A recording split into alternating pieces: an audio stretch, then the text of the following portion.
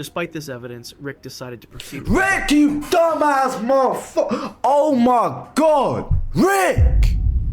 Rick! Are we serious right now?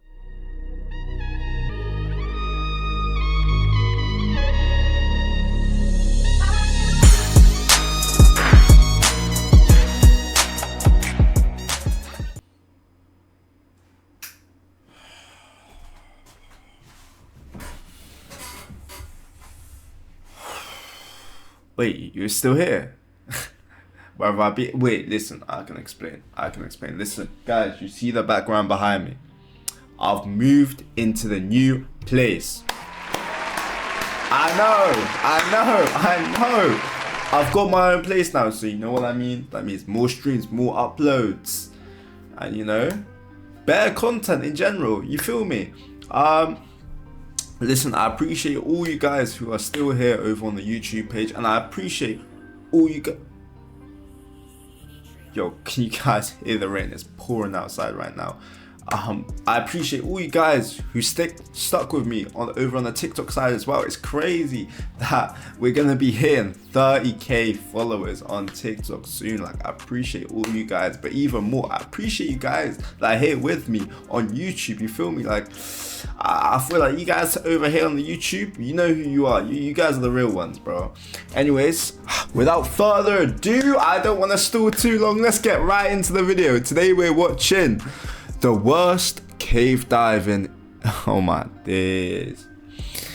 The worst cave diving accidents caused by wild animals. You see me, I'm not even doing this. I'm not cave diving. You're not catching me doing any of this. You get what I mean? Like, I'm not sitting here unless I'm forced to, unless I got a gun to my head and it's like the only way you can escape is through this cave.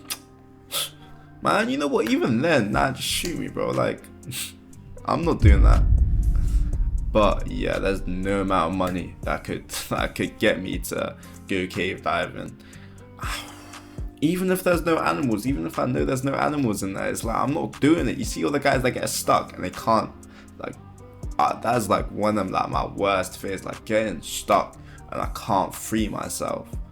Like, no, get me away from that. Anyways, I'm not trying to stall too long, so let's get right into the video. Cenote dos Ojos incident. On July 8, 2020.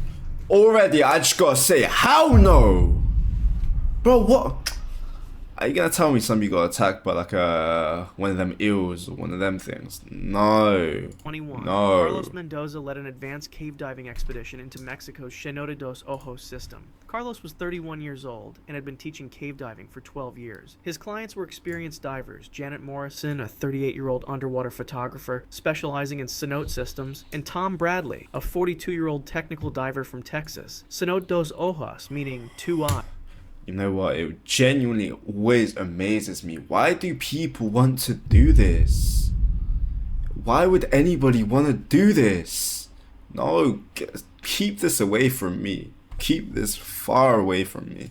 Was one of the world's longest underwater cave systems, with over 80 kilometers of surveyed passages. The cenote featured two separate entrances connected by a complex network of tunnels and caverns. Underground rivers flowed through limestone corridors carved over millions of years. The water temperature remained constant at 25 degrees Celsius year-round. Carlos had guided over 800 cave dives without a serious incident. Yo, am I tweaking? 25 degrees Celsius, that's not too bad. That's kind of warm, you know? Like, usually, like, water's like you get in water and you're like, oh my god, I'm freezing. I feel like that's kind of nice. You get what I mean? The team met at 8. Still not going in there though. 8 a.m. for equipment preparation and dive planning. They would enter through the north eye, penetrate 200 meters into the main tunnel, explore the halocline where fresh water meets salt water, then return via the same route. Maximum depth would be 18 meters with a planned bottom time of 45 minutes. Each diver carried twin 12-liter tanks. 45 minutes. You're cave diving in the waters for 45 minutes. If you're gonna say and go, oh yeah, it's only 45 minutes. Imagine being Think of a time where you've waited in a queue for 45 minutes, or maybe you've waited at the doctor's office for 45 minutes. How long do those 45? Now imagine if you were just in like a dark cave, just trying to swim around. You can't really see too much. You get what I mean? Anything could come up and attack you. You're paranoid. Oh my days, that would feel like hours. Primary and backup lights, and emergency signaling devices. Carlos attached the main guideline at the cavern zone entrance, the point where natural light disappeared. The team descended into crystal clear water, with visibility exceeding 100 meters. Limestone formations created cathedrals. This is where you see my friends drag me along. I'm here, and I'm like, you see, guys, I just came along for the view. I'm not getting in there. I'm not getting in there. You guys can go ahead without me. I'm gonna wait out here for you guys in case the guys need some help in some emergency. If you need someone to call emergency services, I'll be here waiting. I'll be here waiting for when that happens. Like chambers decorated with stalactites and flowstone. At 15 meters depth, they pass through the halocline, a distinct layer where fresh groundwater mixed with saltwater intrusion from the ocean. The density difference created a mirror-like effect that distorted vision. Janet began photographing the unique geological formations. Her powerful strobes illuminated hidden chambers and revealed intricate details in the rock. Tom maintained position as safety diver, monitoring air supplies and navigation. At 150 meters penetration, Carlos noticed unusual movement in a side passage. A large green moray eel, approximately 5 feet long, emerged from a crevice between limestone blocks. Moray eels were common in cenotes connected to the ocean, but this specimen was exceptionally large. The eel's behavior seemed agitated. It opened and closed its mouth repeatedly, displaying rows of sharp teeth. Please tell me they saw this and was like, nah, you know what, guys? I think this way we call it a day. Let's go home to our families, have a nice dinner. Carlos signaled for the team to maintain distance and continue along the main guideline. As they swam past the side passage, 2 more eels appeared. The largest one nearly... Yo, this gotta be your sign to just go, guys, this ain't worth it. Let's turn around, right? 6 feet long with a massive head, positioned itself directly in their path. Janet focused on photographing the limestone formation. Janet, you stupid mother... Janet, you're about to piss me off. Why are you seeing that and going, yeah, let me get real close to that. Yeah, 6 foot eel. Yeah, let me get close to that. I need some photos. I need that for the Instagram. I need that for the... No, you don't. You need to get home in one piece. Didn't notice the eel until it was 2 meters away. The eel's defensive posture escalated quickly. It coiled its muscular body and opened its mouth wide, revealing a bright yellow interior lined with needle-sharp teeth. Carlos recognized breeding season territorial behavior. The eels were defending their nesting area against perceived intruders. He signaled for an immediate retreat. Bro, if they knew... Oh my days, these guys are stupid, bro. If these guys knew, because it's common for them to be here, right? If they knew they're gonna be there in it's breeding season, surely they'd know when it's breeding. He knows it's breeding season for them. So why do they not come another time? Answer me this one. Why do they not go another time when it's not breeding season? When they're in less danger if they want to go so badly? But the narrow passage limited their maneuvering options. Janet's camera housing caught on a limestone protrusion as she tried to back away. Leave the camera. The housing's lanyard wrapped around a rock formation, temporarily trapping Leave the camera. Tom moved to assist, but his movement triggered the largest eel's attack response. The eel lunged forward with surprising speed, its jaws clamping down on Tom's right forearm, just above his diving glove. The bite penetrated the 5mm neoprene suit and drew blood immediately. Tom's regulator fell from his mouth as he instinctively pulled away. Carlos quickly inserted his backup regulator into Tom's mouth while simultaneously signaling. You see this is why I'm not going. You see me, I'd be completely safe in this situation because I wouldn't even be in the cave. I'd be outside still thinking, they're taking a bit longer than I thought. Nah, they're fine. They're probably fine. That's probably nothing.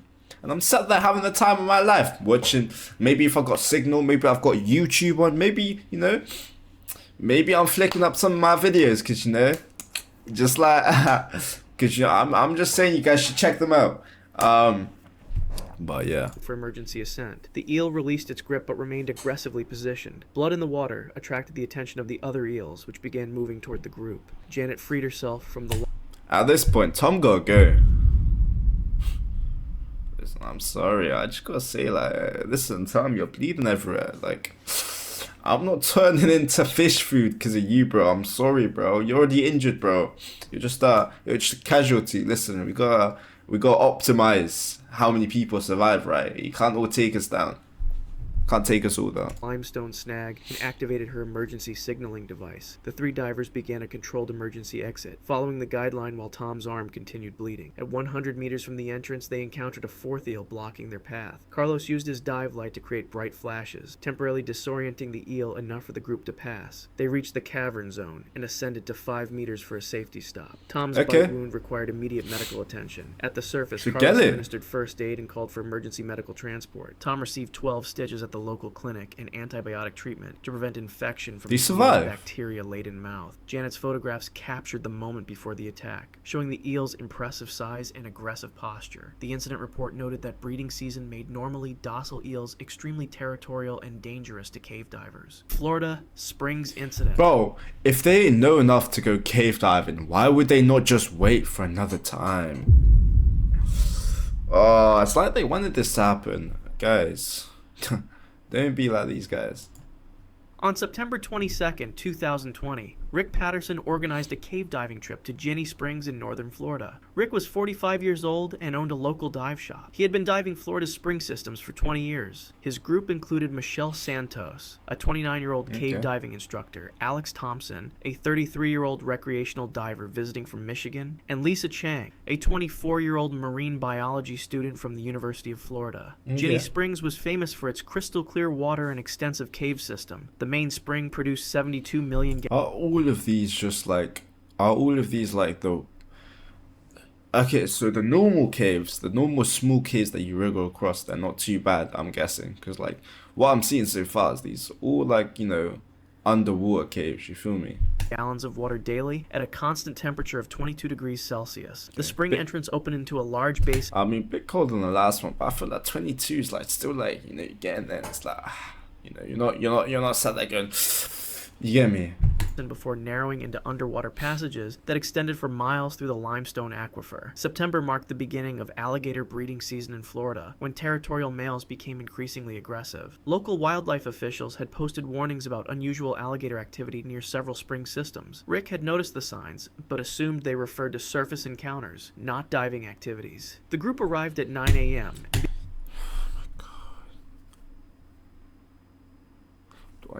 Do I even need to say anything? Yo, Rick, this is on you. Rick, this is on everything that's about to happen. It's Florida, bro. You live in Florida. You should know better. Everything that's about to happen to you is on you, bro.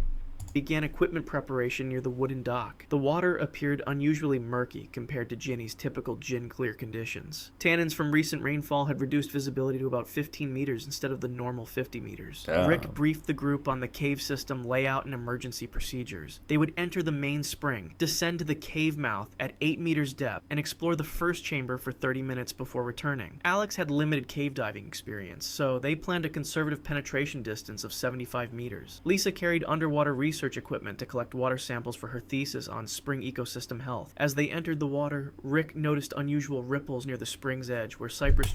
And then Rick thinks back to the time he saw that sign and thinks, you know what? Let's get out of here now. We need to move. We need to leave. We need to leave now, right? Trees created overhead cover. Something large had recently disturbed the water surface. Michelle spotted fresh gouges in the sandy bottom near the cave entrance, claw marks nearly 15 centimeters long. She pointed them out to Rick, who recognized them as alligator tracks. The scratches were recent, made within the last few hours. Despite this evidence, Rick decided to proceed. Rick, you dumbass motherfucker! Oh my god! Rick! Rick! Are we serious right now? No way! Rick's not real, man. Nah, this ain't a real person. Florida springs typically remain too cold for alligators to spend extended time underwater. The group descended along the limestone walls toward the cave entrance. At 6 meters depth, the water temperature dropped noticeably. Lisa activated her sampling equipment and began taking measurements. Alex followed closely behind Rick, maintaining visual contact in the reduced visibility. As they approached the cave mouth, Michelle's dive light illuminated something unexpected. Two large eyes reflected the light from inside the cave entrance. No. The alligator was massive massive, easily 11 feet long with a head the size of a small boat motor.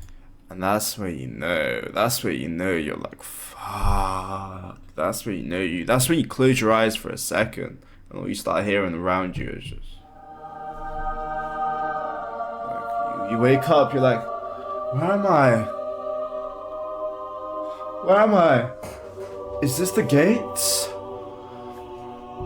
Like, you stupid ass motherfucker. The reptile had positioned itself directly inside the cave mouth, blocking the entrance passage. Its powerful tail extended into the darkness behind it. Rick immediately signaled for the group to stop and back away slowly. Alligators typically avoided divers, but this individual... You know what? First smart thing they've done. Slowly, not. You know what? Considering how Rick's been treating this entire situation, I was expecting him to just start splashing around. You get what I mean?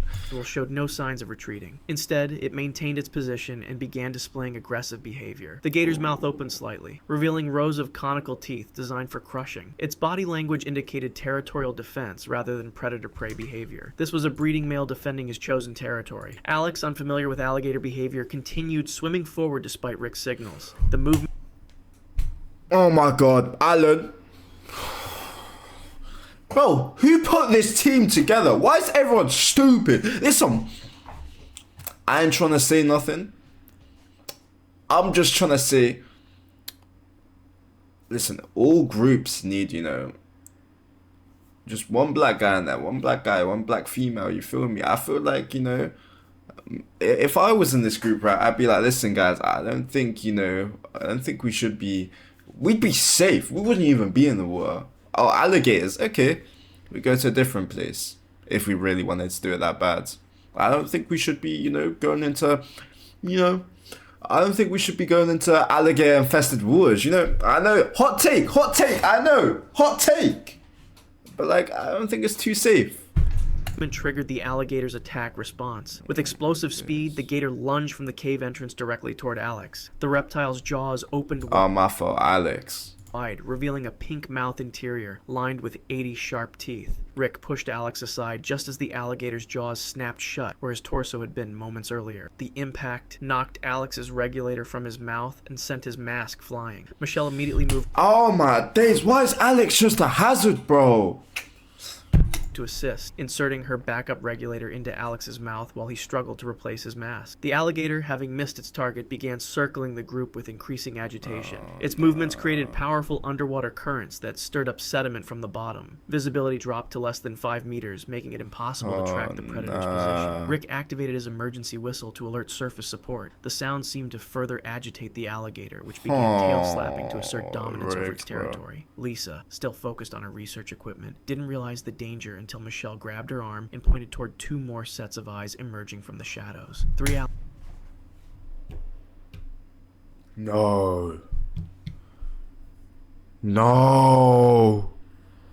Oh yeah. GG's. GG's guys, it's been a good one. Where's my... Yeah, God knows. My soundboard ain't working, but GG's, it's been a good one. It's been nice knowing you guys. Let's say our final prayers now. Alligators now surrounded the dive group in the confined spring basin. The largest male continued its aggressive displays while the smaller individuals maintained defensive positions near the cave system. Rick made the decision for an emergency surface evacuation. The group began a rapid ascent, but the dominant male followed them upward. At 2-6 guys. 3 meters depth, the alligator Sorry, did I miss something? Sorry. positions near the cave system. Technical Rick made difficulties. the decision for an emergency surface evacuation. Okay. The group Yo, began listen, a you know what? First great idea Rick's had. Round of applause. Rick, you done something right. rapid ascent, but the dominant male followed them upward. At 3 meters depth, the alligator made a second attack attempt, this time targeting Michelle's fins. Its jaws clamped down on her right fin, the impact transmitted through her leg. She kicked frantically with her left leg while Rick struck the alligator's snout with his dive light. The reptile released its grip and sank back toward the bottom. The group That worked? Bro, I was finna say, go for the eyes, like the snout. The snout's like so tough, you feel me? Surfaced immediately and swam quickly to the dock. Alex suffered minor cuts from lost equipment, and They survived. Michelle's fin showed puncture marks from the alligator's teeth. Local wildlife officers arrived within 20 minutes and confirmed that 3 large males had claimed territory in the spring system during breeding season. The cave entrance remained closed to divers for 6 weeks until... Oh my days, yo. Lesson of the day. Don't go into waters when it's breeding season, okay? Just don't do it. the alligators moved to deeper water. Blue Hole Incident. On March 15th, 2019, Mike Rodriguez prepared for what seemed like a routine dive at Belize's Great Blue Hole. Mike was 34 years old and had I've seen a picture of that place. worked as a dive master for 8 years. He guided 3 tourists that morning. The Great Blue Hole... Now I'm just saying, because I feel like this is the only place so far that I've actually recognized. Like, I'm educated in caves, but I didn't realize there was like a whole cave diving like system in there. I thought it was just like a deep trench. stretched 300 meters across and plunged 125 meters into the Oh, so Caribbean even Sea. that, okay. Ancient limestone formations created a circular sinkhole that attracted divers from around the world. The group departed from Ambergris Cay at 7:30 a.m. aboard a 28-foot dive Yo, can I say that's a pretty shore. That's a nice looking shore. boat. Weather conditions were ideal with 2-foot swells and unlimited surface visibility. Mike briefed the group about the dive plan. They would descend to 40 meters along the rim, explore the limestone stalactites for 25 minutes, Okay. then ascend slowly with a safety stop at 5 meters. He mentioned the Okay. typical marine life, reef sharks, groupers, and angelfish. What he did The second I eat, I don't listen. I don't even care if the sharks aren't gonna attack me. The second I hear sharks, I'm out. No, shark, like Jaws. No. mention was the unusual shark behavior reported by other dive operators that What did I just tell you? Listen, everyone needs an Ophosa in their group, bro. Listen, see, if I was there, this wouldn't have even happened. week. The team entered the water at 9:15 Call me paranoid a.m. if you like. Surface visibility was excellent at 30 meters. They descended along the vertical wall, passing through layers of different colored water. At 15 meters, the water changed from light blue to deep indigo. Sarah checked her depth gauge and air supply. Her tank showed 180 bar of pressure. David adjusted his underwater camera housing and tested the strobe lights. The flashes illuminated the limestone formations in brilliant white bursts. At 25 meters, they encountered the first marine life. A large Nassau grouper, nearly 4 feet long, observed them from a crevice in the wall. Emma pointed excitedly at the fish, her first encounter with such a large specimen. As they continued descending, the walls became more dramatic. Ancient stalactites hung from the ceiling like stone daggers, formed when the cave was above sea level thousands of years ago. At 30 You know what? I feel like we haven't had like we've had injuries this video. We haven't had a casualty yet. I feel like sharks in the water attacking you, this might be the first casualty. 5 meters, Mike noticed movement in the blue water beyond the wall. 3 Caribbean reef sharks swam in lazy circles about 20 meters away. Each shark was approximately 6 feet Yo, please tell me they saw this and then turn around. long, with the characteristic blunt snout and bronze coloring. Mike signaled to the group and pointed toward the sharks. This was exactly what they had hoped to see. David immediately began photographing, his camera strobes firing Yeah, this they needed to go. repeatedly. The bright flashes seemed to catch the sharks' attention. Instead of maintaining their distance, they began swimming closer. Within minutes, 2 more sharks appeared from the deeper water, then nah. 3 more. The sharks' Oh, behavior was different nah. from Mike's previous encounters. Instead of showing mild curiosity before swimming away, they circled tighter and moved with more aggressive body language. Their pectoral fins were lowered and their swimming pattern became more erratic. Sarah noticed the change first. As a marine biologist, she recognized territorial behavior. She tapped her tank with her dive knife to get Mike's attention. Mike looked at his dive computer. They had been at depth for 18 minutes and were consuming air faster than planned due to the excitement. Emma's breathing had accelerated and her tank pressure was dropping quickly. The largest shark, nearly 8 feet long, approached within 5 meters. Its movements were no longer casual. David continued taking photos, unaware that his strobes might David, you fucking idiot. David. You see me, I'm leaving, David. I'm leaving that. I know that's my boy. That's second you start doing dumb shit like that. I'm not dying because David is too dumb to realize what's going on. I'm not going. be triggering the aggressive response. Mike made the decision to abort the dive. He signaled for an immediate ascent. The group began swimming upward along the wall, but the sharks followed. At 25 meters, the largest shark made a close pass directly in front of Sarah. She pressed herself against the limestone wall, her heart rate spiking. Mike grabbed David's camera and switched off the strobe function. Without the bright flashes, the shark's behavior began to calm slightly. The group continued their ascent, maintaining visual contact with the sharks, until they reached 15 meters. At the safety stop, Mike counted 7 sharks circling below them in the blue water. After 3 minutes, they surfaced safely. Back on the boat, Sarah explained that the sharks had likely been feeding in the air. Oh, thank God. Okay. They made the back safe. Okay, my fault. They made the back safe, and they just go home now. And viewed the dive lights as competition or threat stimuli. The group had encountered the most aggressive reef shark behavior Mike had seen in his 8 years of guiding. Emma decided to skip the afternoon dive. Bahamas Blue Holes incident. The rest of them went back in. You know what, Emma? Yo, 2 seconds, people.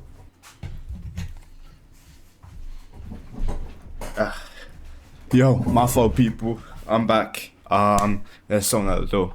Anyways, where did we leave off? On November 14th, 2022, Dr. Amanda Foster led a deep-diving research expedition to Dean's Blue Hole in the Bahamas. Amanda was 41 years old and specialized in technical diving for marine research. She held certifications in mixed gas diving and had explored blue holes throughout the Caribbean. Her support team included James Mitchell, a 39-year-old dive safety officer, and Roberto Silva, a 36-year-old local guide.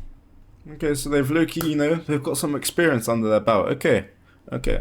Who knew the blue hole's unique characteristics. Dean's Blue Hole was the world's deepest known saltwater blue hole, plunging 202 meters into the seafloor near Long Island. The circular opening measured 25 meters across at the surface before expanding into a massive underwater cavern. At 20 meters depth, the hole opened into a cathedral-like chamber over 100 meters wide. Ancient limestone formations created dramatic overhangs and swim-through passages. The site was famous among technical divers. Yeah, you see all this stuff, like, when they get to, like, describing, like, caves, where there's underwater caves, where there's normal caves, like, in my head, I just be thinking, how no.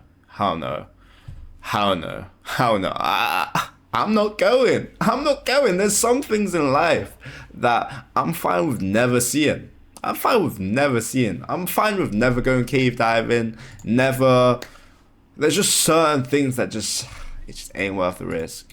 For its depth and pristine conditions. Recent reports from local fishermen mentioned unusual shark activity near the Blue Hole. You see?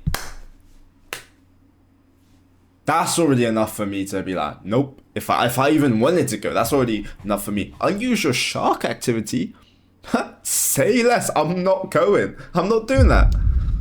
Large hammerheads had been spotted in groups, behavior typically associated with seasonal migrations. Amanda's research focused on deep-water marine ecosystems and the vertical migration patterns of pelagic species. The team planned a deep penetration dive to 80 meters, using trimix breathing gas to prevent nitrogen narcosis. Equipment preparation began at dawn, with meticulous attention to gas mixing and decompression planning. Amanda carried twin 18-liter tanks containing 18% oxygen, 45% helium, and 37% nitrogen for the bottom portion of the dive. She also wore additional tanks with different gas mixtures for decompression stops during ascent. James monitored surface support equipment and maintained radio contact with the research vessel. Roberto briefed the team on local current patterns and marine life behavior. He mentioned that hammerhead sharks use the Blue Hole as a cleaning station where smaller fish remove parasites from their skin. The behavior...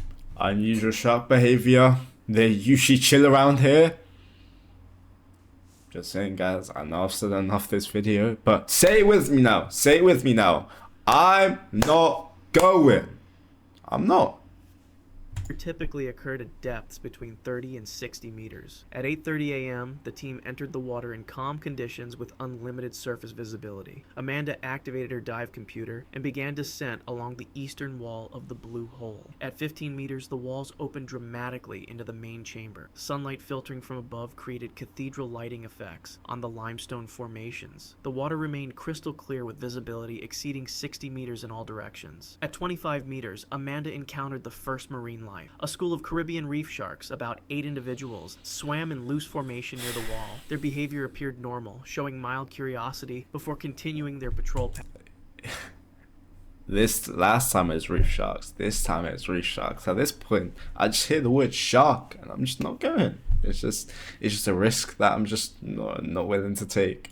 James maintained position above Amanda, monitoring her descent rate and gas consumption. At 45 meters depth, the water temperature dropped to 24 degrees Celsius, and the lighting became more subdued. Amanda's depth gauge showed 50 meters when she first spotted the hammerheads. 3 great hammerheads, each over 12 feet long, emerged from the blue water beyond the wall. Their distinctive I see the sharks. Listen, this is what they're sat here doing. They're sat here studying the sharks. They're sat here trying to take pictures. You see me. I see the sharks. I'm like, okay, guys. I think it's time to get. I think you know what? We've had enough time. I feel like I'm gonna wrap it up here. Hammer-shaped heads swayed rhythmically as they swam. The sharks showed no immediate interest in the divers, maintaining their distance while following parallel courses. Amanda Great, even better reason. We can make a safe exit.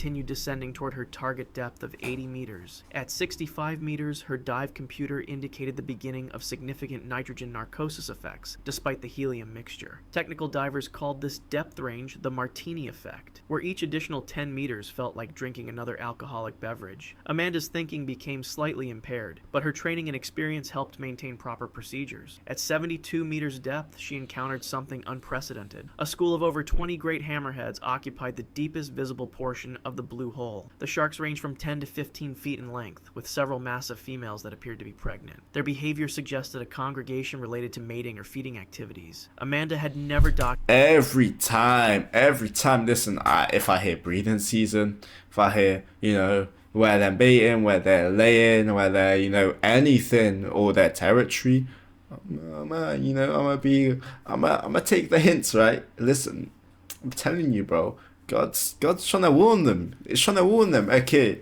we've shown you the first lot. Okay, you don't want to turn around. We've shown you the whole bunch. And they're breathing. Documented such Listen, they just don't value life at this point. a large gathering of hammerheads in a blue hole environment. She began taking photographs and water samples while maintaining neutral buoyancy 10 meters above the shark school. The largest female, nearly 16 feet long, began showing interest in Amanda's equipment. The shark's approach triggered responses from other individuals in the school. Within minutes, 5 large hammerheads surrounded Amanda at her maximum depth. Their behavior remained curious rather than aggressive, but their size and proximity created an intimidating presence. Amanda's gas supply indicated she had reached her planned turnaround point. She began her ascent, but noticed her dive computer displaying error messages. The depth sensor had malfunctioned, showing inconsistent readings that made decompression calculations unreliable. Without accurate depth information, Amanda couldn't safely calculate her required decompression stops. The hammerheads followed. Well, I mean, you got the other people with you, right? Didn't she have like 3 other people with her? Just, use theirs. Followed her ascent, maintaining their interest in her equipment and movements. At what she estimated was 50 meters depth, Amanda attempted to signal James for assistance. The nitrogen narcosis effects, combined with equipment failure and the presence of multiple large predators, created a dangerous combination of stress factors. She made the critical decision to abort the research dive and begin immediate emergency ascent procedures. Using backup depth measurement techniques and conservative gas management, Amanda slowly ascended while the hammerhead school dispersed back into deeper water. She completed extended decompression stops at 20, 15, 10, and 5 meters before surfacing after 95 minutes underwater. Post-dive analysis revealed that her computer's pressure sensor had failed due to extreme depth exposure. The hammerhead congregation represented the largest gathering ever documented in a blue hole system. The equipment failure prevented detailed scientific documentation of the encounter. Oh, I'd be vexed, what the hell is... I'm not even gonna ask what I've just seen. Anyways, listen, I hope you guys enjoyed, first video back. Also, did you guys notice, kinda shaved my goatee, bit of a mistake. I'll grow it back, don't worry. But anyways, I don't know why I'm looking at behind me like there's something there, like I'm waiting for someone to come jump out at me or something. But anyways, I hope you guys enjoyed the video. If you did enjoy the video, drop a like, sub, go over to their page as well, and drop a like over there, you feel me? Like, you know, they listen, entertaining video, they deserve some credit, you get me? Anyways, I hope you guys enjoyed. I'm gonna catch you guys in the next one. I promise it's not gonna be in 2 months time. Afosa. Peace out.